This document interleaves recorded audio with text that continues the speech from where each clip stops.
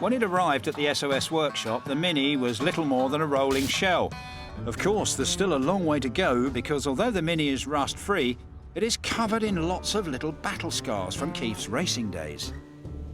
There's a little tiny dent at the bottom there and a much larger one at this trailing edge here. Because I can't get a hammer to the back of those to knock them out, I'm going to use the dreaded filler. So first of all, we'll use the grade 80 very rough grit. We're preparing the surface of the metal around here to take the filler. We also need to key the depression in the middle because we want the filler to stick on every bit of it.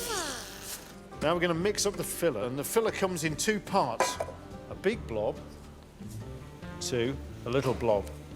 And we don't want to put too much hardener into it because if we get too much in there, it's going to start setting too quickly. Got to mix it in until I see all of those little pink bits of that wriggly worm of hardener disappear. You have a working time of around about 5 to 7 minutes. I'm just going to apply it in small bits, working it in different directions. What I want to try and do is get the air out, because if we get air bubbles in there, I'm going to have to apply more filler, and I really don't want to do that. Now I'm going to let that dry, so I can't work that just yet. Once the filler is fully cured and dry, it'll be ready to rub down. These areas that I've already filled, I can start to block off. And we have some 80 grit paper on here again. The idea is to get a nice, smooth finish.